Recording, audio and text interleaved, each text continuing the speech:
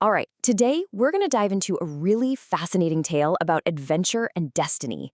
And it all circles around one powerful idea. What if the very things that make you feel like an outcast are actually your greatest strengths? And that really brings us to the core question of this whole tale. Can a single, unique, maybe even kind of strange quality completely change the course of your life? Well, let's jump in and see. So let's set the scene. We start in this quiet little village with a young guy named Dinanath. He's 20 years old, he's a barber's son, but here's the thing, he has zero interest in taking over the family business. See, Dinanath wasn't your average kid. He had this absolutely incredible gift. Super hearing. We're talking he could hear his dad leaving the barbershop from miles away, knowing the exact second he was on his way home. It was this amazing, almost magical ability. But this gift didn't exactly help with sweeping floors or cutting hair. His father, just getting more and more frustrated, saw Dinanath's daydreaming about marrying a princess as just being lazy. He'd yell at him, calling him an enemy of the grain, basically someone who just eats food without doing any work. Pretty harsh words, right? But they were coming from a place of very practical, real-world frustration. Well, after one scolding that was just a little too sharp, Dinanath had finally had enough. He stood up and said he was leaving home and that he wouldn't come back until he made his wild, impossible dream come true. He was dead set on proving that his unique talent and his big dreams were actually worth something. And just like that, Dinanath is off on his own. But you know how it goes in all the great stories?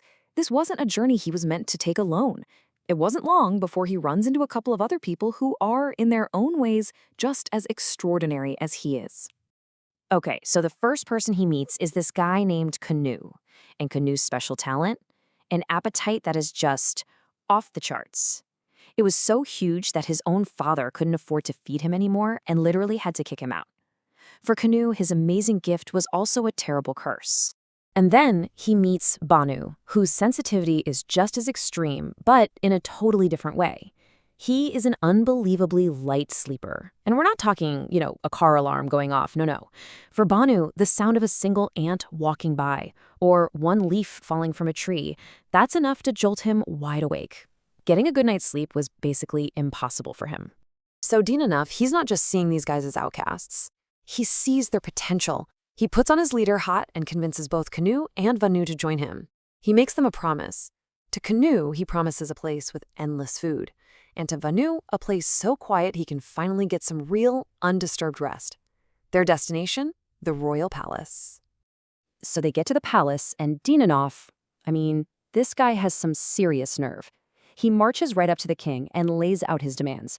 A feast for Canoe, a perfect bed for Vanu, and oh yeah, for himself, he wants to marry the princess. You've got to love the boldness, right? The king, as you can imagine, is kind of looking at them like, are you for real? But he's also curious, so he agrees to a wager, and the stakes could not be higher. If they can actually prove these wild claims, all their wishes get granted.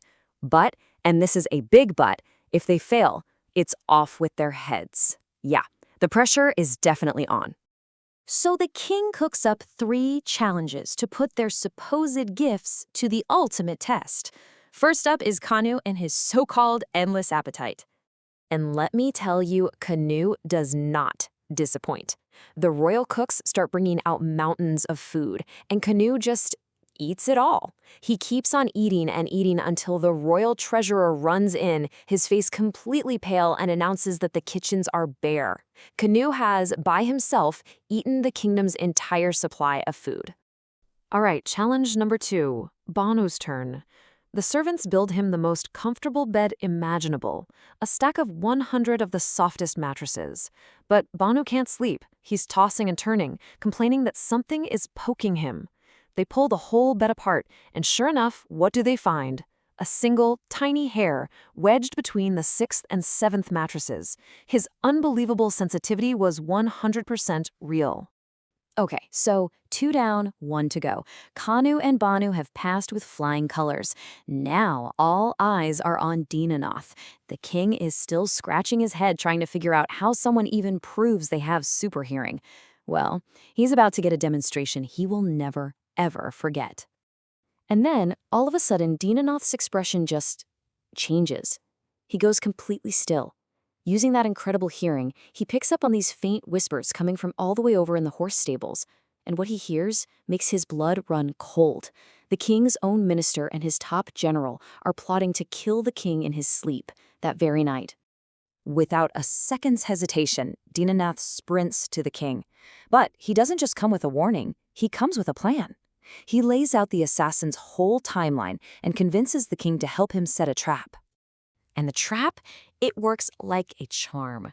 Right on schedule, just like Dinanath heard, the minister and the general creep into the king's bedroom. They draw their swords and brutally attack the sleeping figure in the bed, only to realize they've just been stabbing a pile of pillows.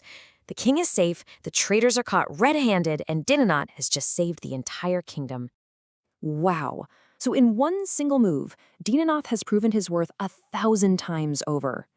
And now, the story moves toward its really satisfying conclusion, where the king finally understands the true value of Dinanath's incredible and very real gift. And the king, who is just overflowing with gratitude, doesn't just say, "Okay, you can marry my daughter." He goes way beyond that. He makes a royal proclamation. Dinanath, the boy who saved his life and his kingdom, is the only man worthy enough to be his son-in-law and is the rightful heir to the throne. And just like that, it's a happy ending for the whole crew. Dinanath's impossible dream comes true. He marries the princess. Kanu gets a lifetime supply of food, so he'll never be hungry again. And Banu gets a room so perfectly silent he can finally get a good night's sleep. The very things that made them outcasts were the keys that unlocked everything they ever wanted. So it all comes full circle, doesn't it?